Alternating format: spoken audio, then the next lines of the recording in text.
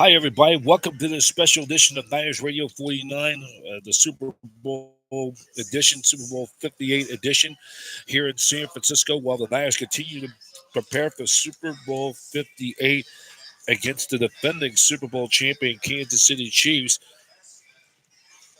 The 49ers get ready to prepare for Super Sunday, and we're going to have a little bit of a special edition. If you want to come on, check us out on our hotline at 415-529-79 or 79, or correction, the hotline number.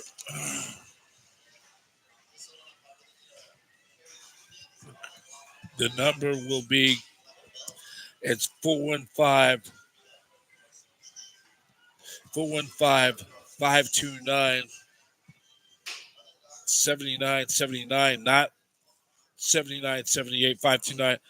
So it's 415-529-7979 is our hotline number. That if you want to get on, talk a little 49er football for this evening, we'll be on until about 7 o'clock local time. Niners Radio 49 will give you the latest news on what's going on in Vegas. And also, you can check out for all the latest Niners news. Go to 49ers.com and you can shop all your 49ers Super Bowl gear. You can go online right now and check them out. So we are.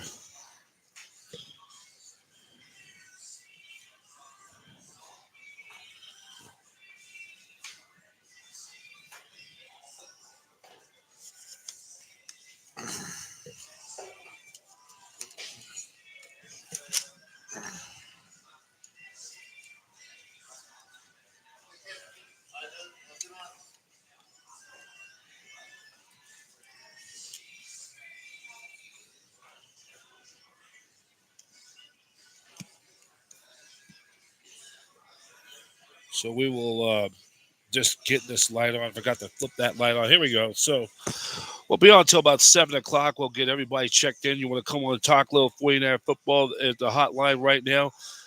We'll have a little special little treat for you, too, as well as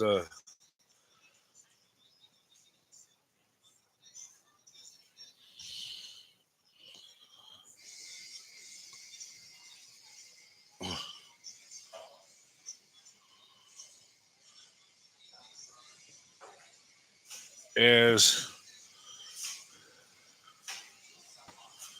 so. I just want to get everybody checked in. We'll just show you some stuff. We will also on our satellite digital media and also on our Facebook page, facebook.com/Niners Radio 49. Doing this live. If you want to come in and as we're going to get everybody checked in, we'll watch this special edition of of 49ers Talk. We're going to go till about 7 o'clock local time and make sure we're just checking everybody in. If you want to come in and talk 49 football, 415-529-7979 is our hotline number.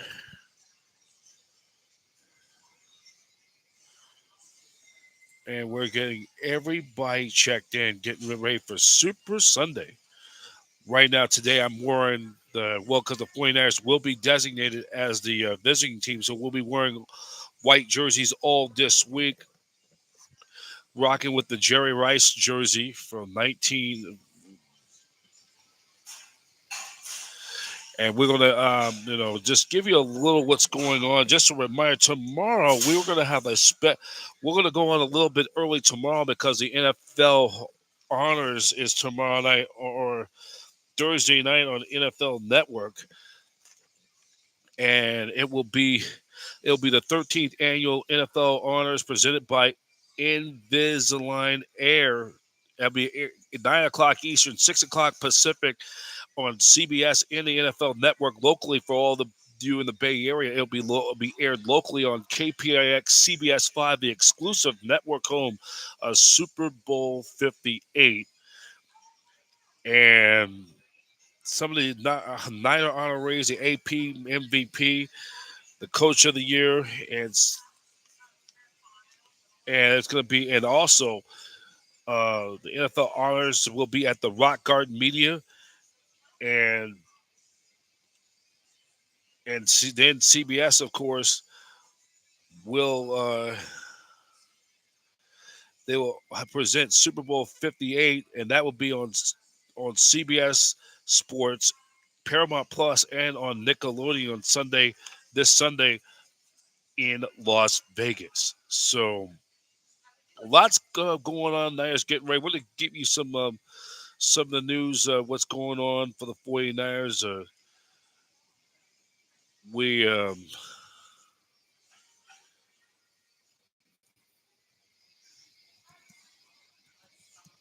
was just taking a look of some of the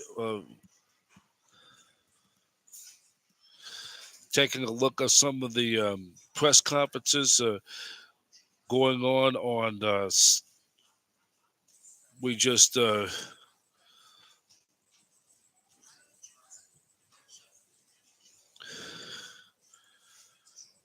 and we taking a look at the press conferences from from the 49ers.com.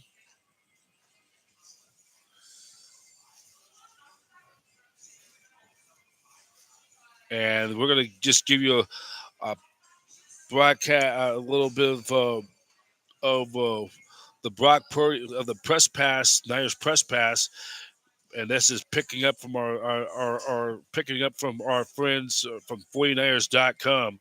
Listen to the press pass from today.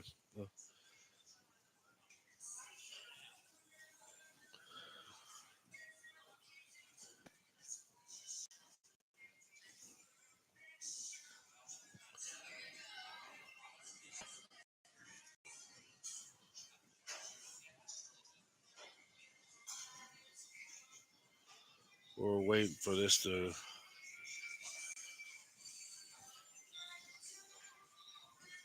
We're just going to give it a few minutes before we let this play. And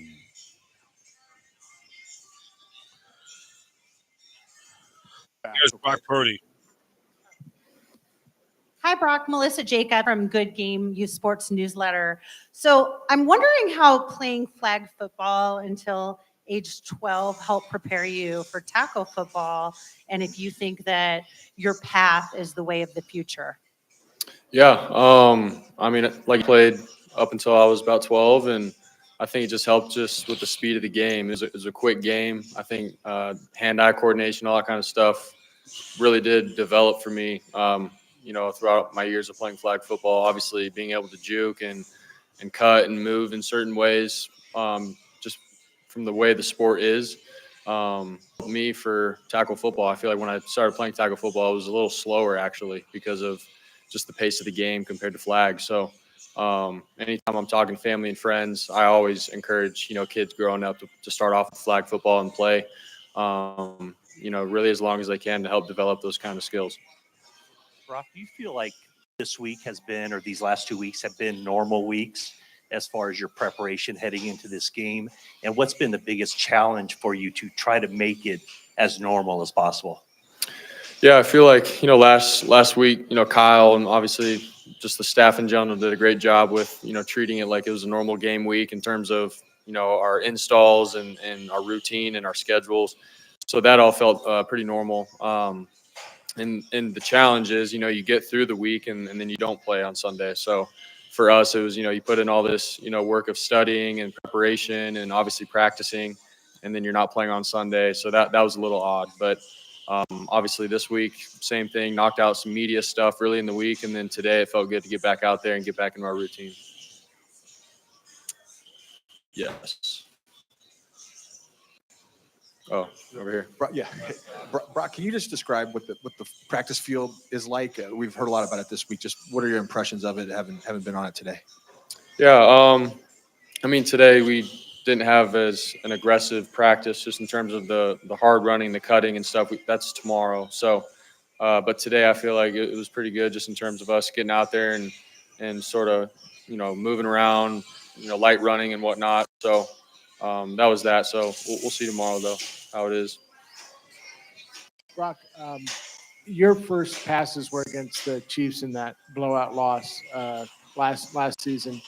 Jed York said you threw a ball in the stands. I don't recall that happening. You did throw a pick, but what are your memories of that game, and what were your emotions? Is like, here I am playing in the NFL. Yeah, yeah. Obviously, the score in the game was sort of out of reach, and I went in at the end and was trying to get some reps. And I'm not gonna lie, it was going pretty fast. Just it was my first NFL action, and I'm dropping back, and for me, I was like, I don't know if Chris Jones is in, but I was like, man, Chris Jones is there, Frank Clark on the edge. So for me, my mind was racing pretty fast, and I was trying to get through reads pretty quickly, and definitely did feel rushed. I'm not gonna lie, I did. But there were some plays where I was able to make some throws and get into a rhythm, and then obviously at the end, I sailed one over Juwan's head for an interception. But just where the game was at was a little weird. It was out of reach, and then I was just trying to go in and get my first action and get into a rhythm. So. Yeah, it is what it is. But, obviously I learned from it, and feel like when week 13 came around, that game and those reps actually did help me, be prepared for my opportunity. Brock, you're facing a defensive coordinator in Steve Spagnuolo, who's renowned for throwing a lot at opposing quarterbacks, but your defense has had success well in terms of disguising coverages, particularly on that fourth down against Detroit. I'm just wondering how facing them helps you prepare for the challenge you've got on Sunday. Yeah, obviously I think they do a great job with, being sound in what they do, and then also bringing some pressure at times, sort of get the quarterback, off schedule and just different looks they sprinkle in. So, but yeah, going back to like camp, we've seen a lot of different pressure looks and stuff from our defense, and we've had some good looks, obviously going against Fred and Dre and those guys. So that's sort of good for us to sink back and have that kind of experience. But at the same time, Spags does a good job, I think, with, calling plays and pressures when you least expect it, and try to get the offense caught off guard. So that's the challenge, honestly. So it's going to come down to the heat of the battle, being able to be ready for it and make the right decisions when they come. Yep. Brock, you've been very vocal about your faith and identity in Christ. What is a verse or a passage in the Bible you hold on to when facing adversity in the NFL? I've said it a lot, in the press conferences, but Psalm 23, even when I go through the darkest valley, I fear no danger, for you are with me. Your rod and your staff, they comfort me. And then it also talks about how God prepares a table before me, even in the presence of my enemies. So like, even though all the craziness is going on for me, I'm like, all right, God's with me. He's right here in this moment. And it gives me peace. It gives me, just the calmness, the steadfastness. And in those moments, that's what I can sink back to. Hey, Brock. Middle. Omar here. Yes. Hey, from the very beginning, the locker room, your teammates have been very supportive of you, their confidence, their belief in you based on what they had seen from you in practice. At what point in your starting career did you feel like you had earned all that trust and faith based on what you did in the games? Last year, when I stepped in, we were on a roll as a team. Just obviously, we had the Super Bowl on our minds and in our sights. So, for me, really, it was like, all right, we're rolling. I'm just continuing to do what Jimmy had done before, and didn't want to, lose a step or take a step back as an offense. So, for me, I didn't really know or understand until probably this year. We went on a roll. We're 5-0, and then honestly, when we went on a streak of losing some games, that's, I feel like, when you start questioning and seeing how guys respond to you. And my team had my back. Even through those 3 games that we lost in a row, you had guys on defense: Dre Greenlaw, Fred, Eric Armstead, like all those guys continue to come up to me and say, "Dude, we got your back. This is the NFL. It's not easy." And so it was in those moments that I knew I was all right. These guys got my back, and we can go. Hey, Brock, after your injury in the NFC Championship last year and looking at the improvements that you made coming into this season, where in your game do you think that you made the biggest strides? Yeah, I think, last year when I first got in, there was times where I feel like I really wasn't, playing the position of quarterback like I needed to and wanted to. I feel like I was sort of quick to get out of the pocket at some points and rush out and not trust progressions and trust the boys up front. So I feel like this year I've done a little bit better of a job of staying within the pocket, going through some reads, taking some check downs, throwing.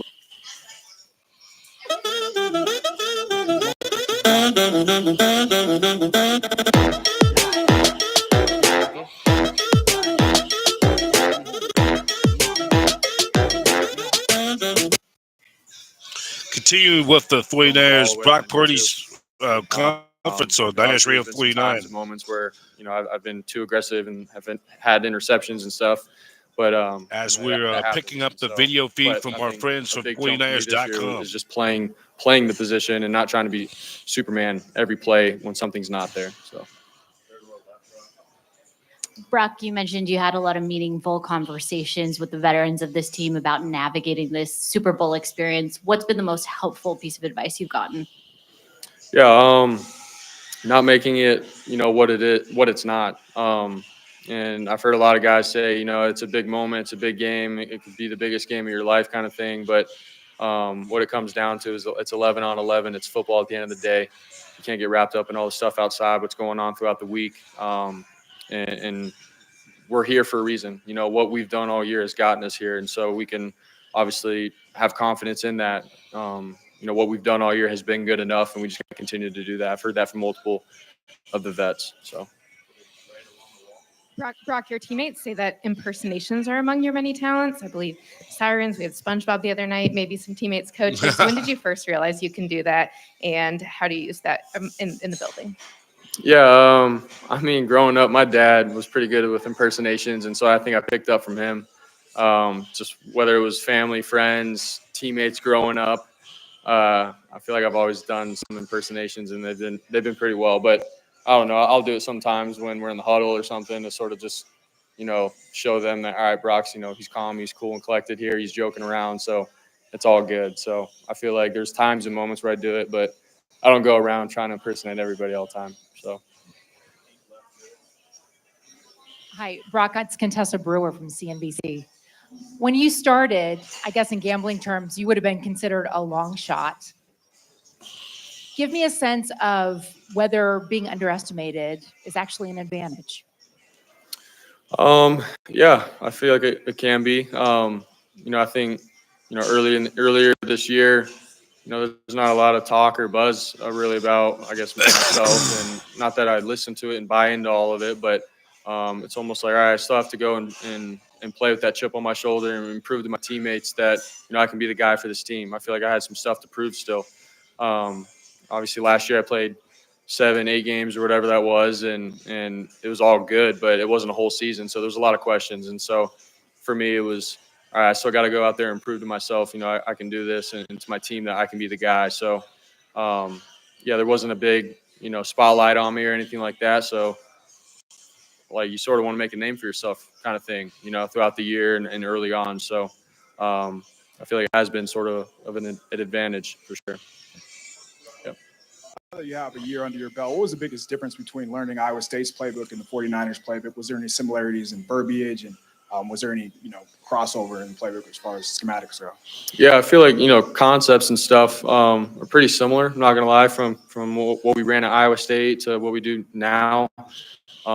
Just the differences, like just the way of college football compared to the NFL. Being in a huddle, reciting plays, long plays, multiple plays, all in one, standing, telling them, my O-line, receivers, everybody what we're doing. There's just a lot more communication, like just that aspect is more of it. In college, you're getting the signal from the sideline, and then everyone's looking, and then you line up real quick and try to run the play. In the NFL, like, you're looking guys in the eyes and telling them, hey, this is the play, and this is what we have to do. But as a quarterback, I like that just because you can see the play in your head better, and you got to say it multiple times, and I feel like it's just a little bit more clear to me in my mind. So those are the differences, and it's not knocking college football or anything. It's just the differences and the way it is. So.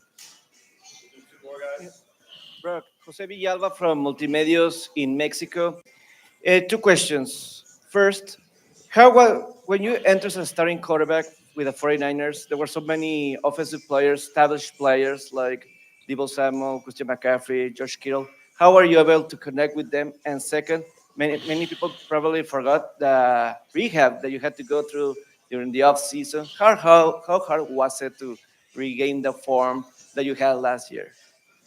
Yeah. So to answer the first part, I mean, I've been myself since I got here day one. You know, obviously I've come in and I didn't really say much. I just try to learn the playbook and do my job and show the guys that practice that hey, I can be a trustworthy guy if my number's called upon. Go in, make reads, and make plays. And I feel like over time, Trent, Debo, Christian, George, like they sensed that they could feel it. It wasn't just all talk. And obviously, when I got thrown in week 13, it was like, all right, let's see what you got, kind of thing. And I never really did look back from there. So that's sort of just how that came to be.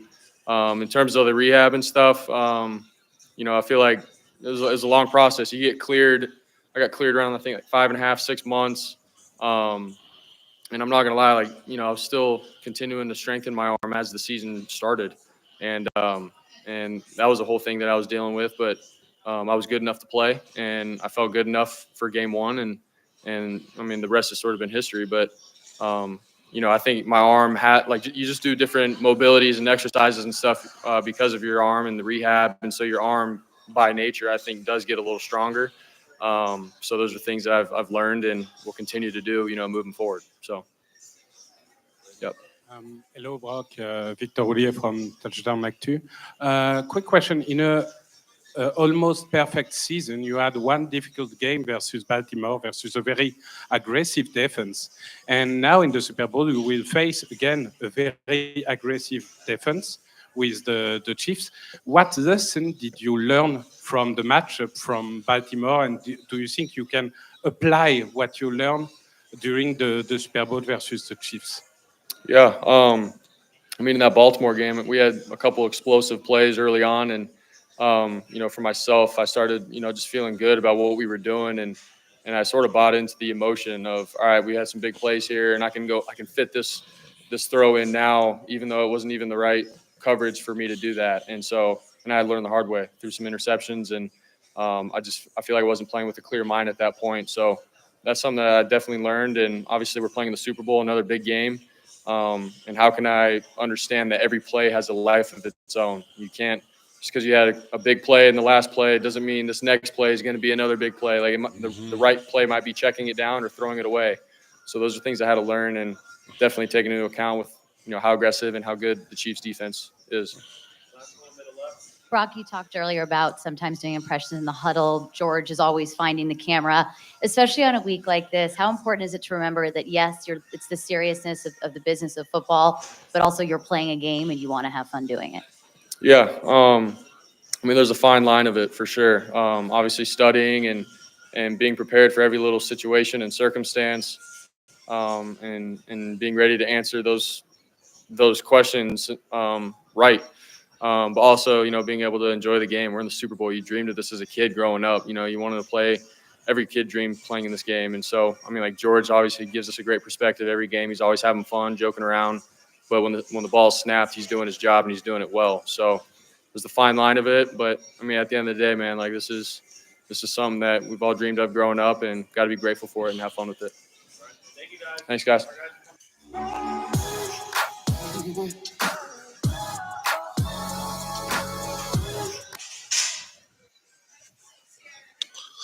All right, that was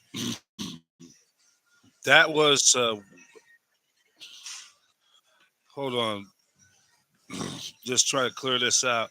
Okay, that was Brock Purdy, his getting this team prepared for Super Bowl 58.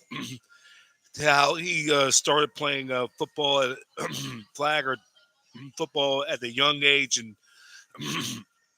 develop himself at being a quarterback, and they're getting ready for Super Sunday down there in Vegas. So we're gonna just a reminder. Here's the lineup will be, or we're gonna do now. We're gonna do a little 49er Super Bowl history. We're gonna a little Super Bowl history, and we're gonna take you back to This is something, a little good exercise of Niners Super Bowl history. A lot of you guys watching right now, it's for our hotline number is 415-529-7979. Brian Professor B. Davis here on Niners Radio 49 Super Bowl 58 coverage. And this is what we're going to do now. On the history of Super Bowl 16, the 5 Super Bowls the Niners won. This is the layout. This is kind of the layout.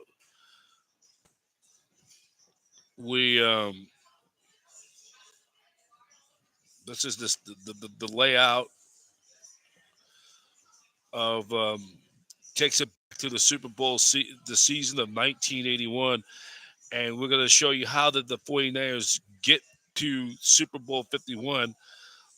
If you want to come on Talk 49ers football, our hotline number is 415-529-7979. As we're continuing on, we're going to do 2 parts tomorrow. We're going to only have time to do 2 parts.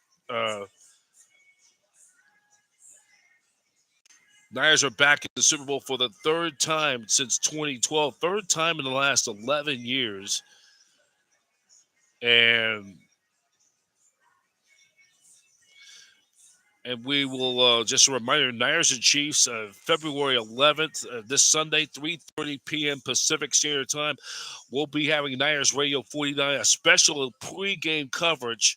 Will be on location for that Super Bowl on site. We're going to do Super Bowl coverage, get you ready for Super Sunday, Niners and the Chiefs.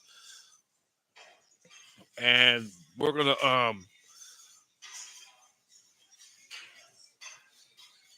to switch it around a little bit. We're going to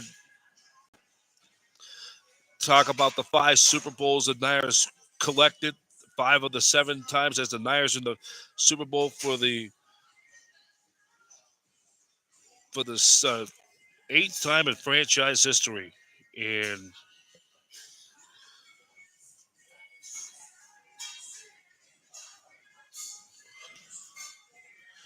And this is just a template from Wikipedia. This is their history when they played in the Super Bowl in the past. So the 1981 season, the Niners, of course, was their 32nd season in the NFL and their 36th overall under head coach Bill Walsh in his 3rd season. The 49ers went 13-3 in the regular season, their first winning season in 5 years, and their first playoff appearance in nearly a decade, 9 years to be exact. The franchise successful season to date, it had to be considered the birth of the dynasty. When the Niners began a decade of dominance over the NFL, the 49ers drew an average home attendance of 54,398 in 1981. And then the video of and then we'll just take a look at some of the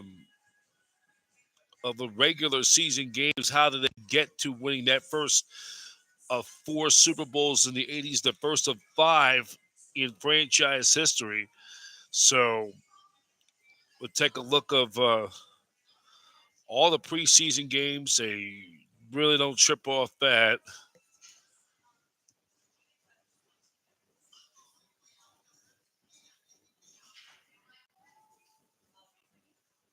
So we take a look at the week 1, or actually this is all preseason stuff, so I gotta just be careful. I want to get through that.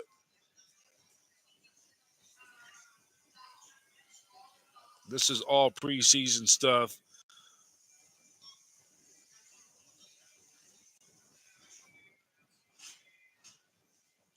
All preseason stuff. So, which, by the way, that year in 1981, the Raiders were in the midst of playing what would be their final, who of course were the Super Bowl champs of 1980 when they won the Super Bowl, the first team ever in the history of the National Football League to win the Super Bowl as a wild card team. Would be their final season in Oakland before they left So this is how the regular season started for San Francisco. The season was in good shape when the Niners focused to overhaul their defense in 1981. Bill Walsh took highly unusual step by overhauling the entire secondary with rookies and untested players, bringing in Ronnie Lott, Eric Wright, Carlton Williamson, and giving Dwight Hicks a prominent role. Then he acquired veteran linebacker Jack Hacksaw Reynolds. And then the big key, getting Fred Dean from the San Diego Chargers when Dean had the ugly fallout or the ugly contract dispute with Charger management. These new additions were added to the defense of mainstays of like Keena Turner turned out to be a dominant team. After the club got off to a slow start with a 1-2 start, the Niners would win one of their final 9 games. Meaning the Niners would the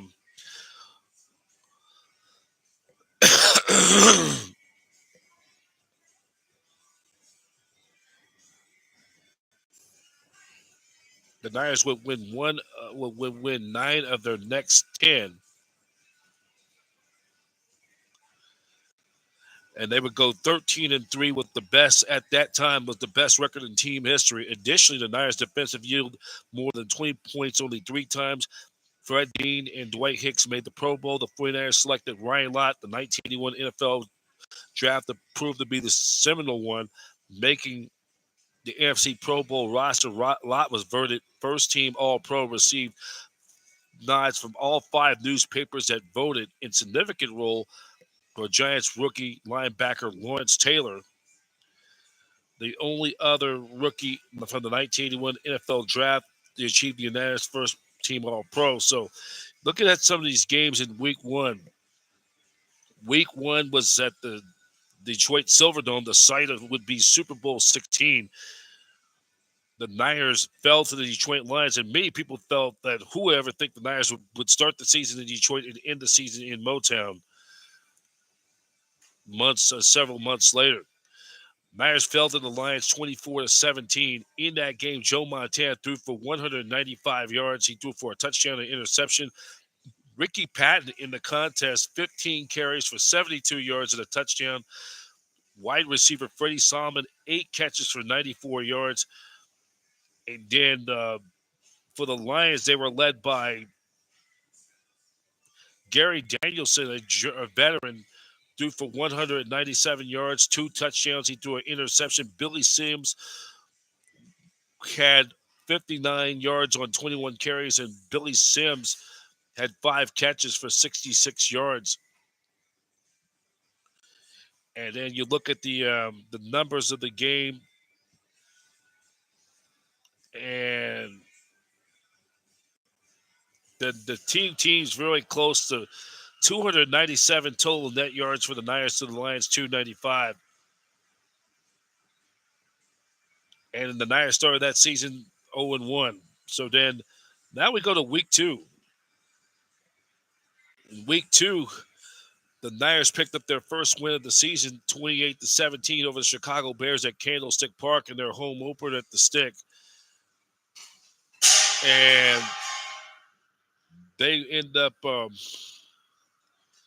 in this contest looking at the final numbers of this game.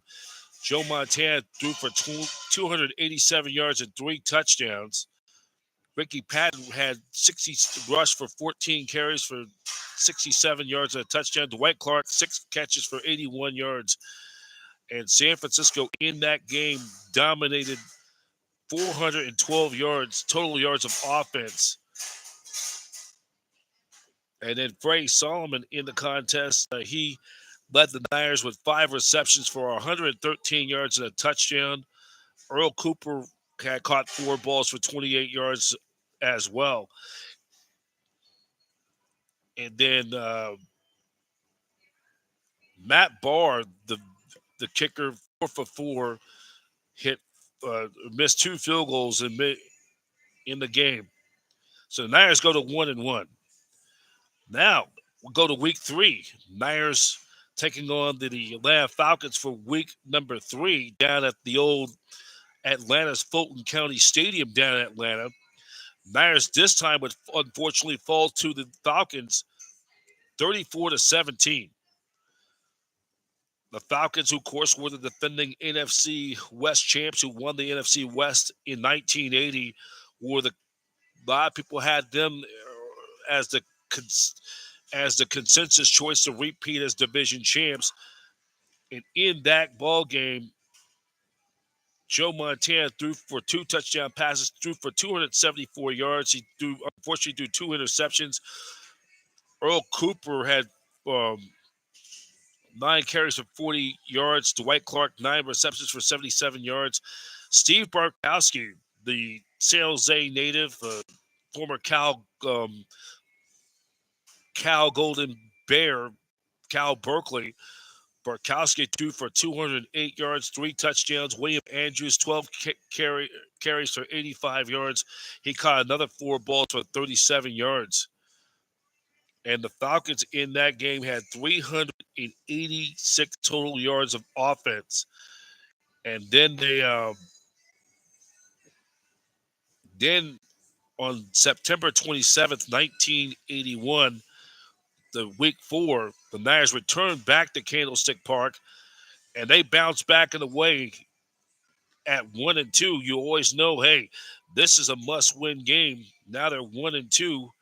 And already trail the Falcons by 2 games in the NFC West. So this is an important ball game. The Niners bounce back another divisional game at home against the Saints, 24-21. And Montana threw for $175 and threw a touchdown and interception. Johnny Davis, 11 carries for 48 yards. And looking at the stats, the Saints outgained San Francisco by 101 yards plus.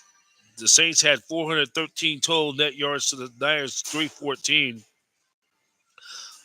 And it was the rookie, all-world rookie sensation from South Carolina, George Rogers, 25 carries for 115 yards. The Heisman Trophy winner from was one of the Saints' number 1 pick. And Wes Chandler, 4 receptions for 72 yards. And what would be one of the last games, of course, Chandler at midseason would get dealt from the Saints to the San Diego Chargers, a key to the Chargers winning their third, the gut man who would replace John Jefferson, who was traded to the Green Bay Packers prior to the start of the 81 season because of another contract dispute with Chargers management. Charlie Young caught 3 balls for 41 yards. So the Niners bouncing back in an important divisional game.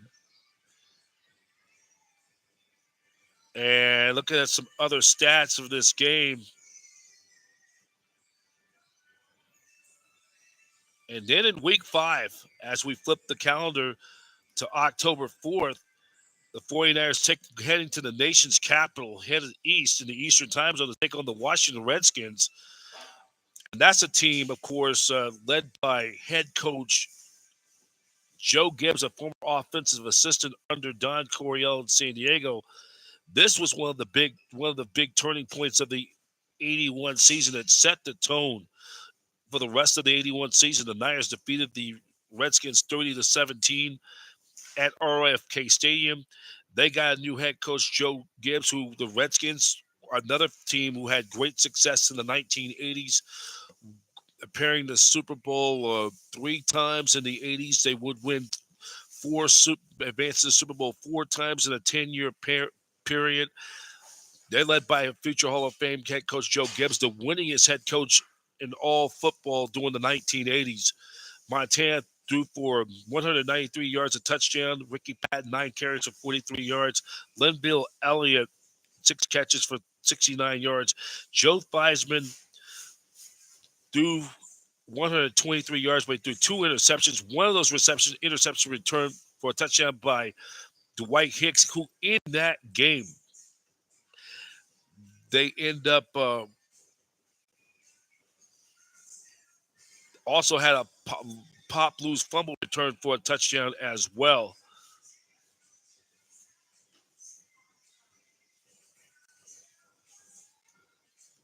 So, but then here's the big one coming up on week 6, October 11th. The Niners beating the Dallas Cowboys. And Joe Montana threw for 279 yards, 2 touchdowns. They held Tony Dorsett to 21 yards rushing. Danny White was threw for 60 yards and 2 interceptions. One was returned for a touchdown. The Niners dominated this game, 440 total yards of offense. Dominated time of possession. And Ryan Lott had 2 interceptions. He had a 53-yard touchdown return for a touchdown.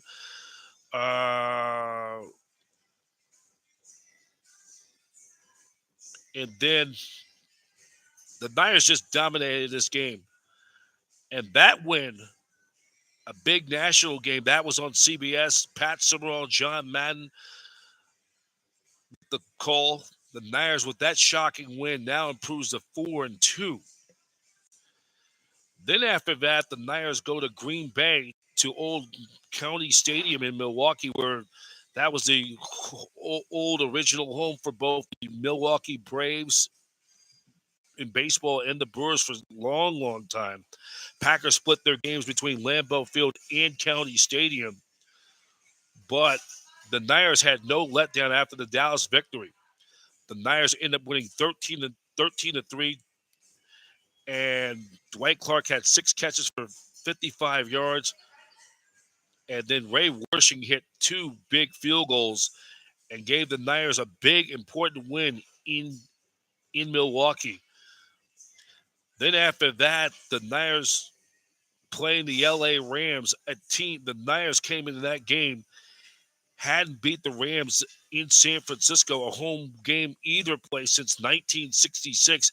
The Niners coming in there had never beaten the Rams at Candlestick, have lost 10 straight, including 15 in a row at home. They've never beaten the Rams at Candlestick Park.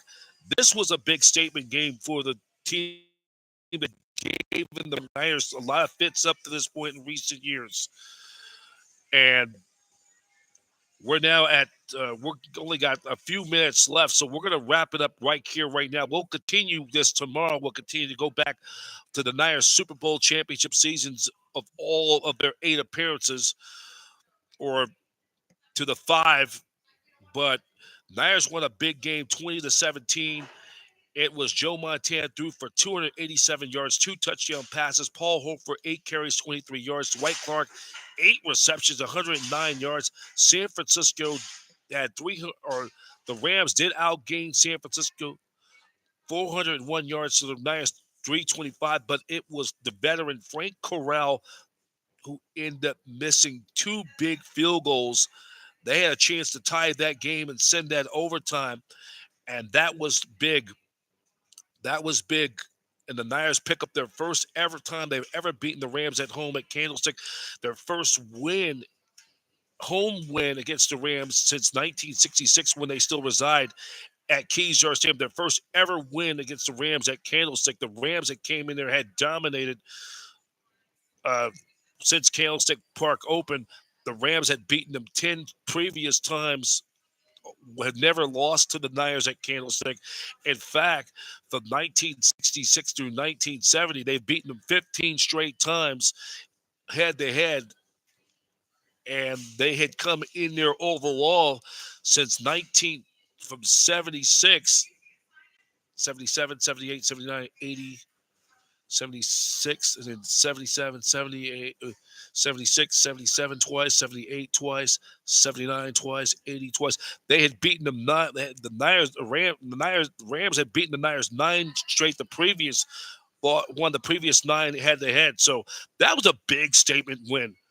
And that win put them right there atop the NFC West as we're getting towards that halfway point. Their record goes to 6-2. The Rams are 4-4. And now the Niners have wrap it up? Okay. I'm about to wrap it up. So we're going to get ready to wrap it up. We're here at Pete's Coffee, so I'm about to wrap this up. We'll continue this tomorrow on Niners Radio 49. We'll do one more for now. And this was Sunday, week 9. Niners taking on the Pittsburgh Steelers. And this was a big test, another litmus test when you now are 6-2 going into this game against a Steeler team who were the gold standard, who won 4 Super Bowls in a 6-year span. They were the class of the NFC Central Division for so many years. This was another important ball game. The Niners taking on the Steelers in Three Rivers Stadium. It was Joe Montana throwing a touchdown. He threw 2 interceptions. Walt Easley, 47 yards on 14 carries. Dwight Clark caught 7 balls for 80 yards. Terry Bradshaw, the future quarterback, 2-time Super Bowl MVP, threw for a touchdown, but he threw 3 interceptions. Franco Harris, 17 carries for 104 yards in a losing effort. The Niners dominated statistically, just about 330 total net yards to the Steelers, 269. And they won the time of possession as well. And the Niners picking up another big win against Pittsburgh. And they're the Niners are the Steelers team who really had dominated, and they were the first NFC team to beat the Steelers at Three River Stadium since 1971. And the Niners, with that win, that gave you a confidence builder. The win for San Francisco proved their record to 7-2 and have sole possession of first place in the NFC West, while the Steelers dropped to 5-4.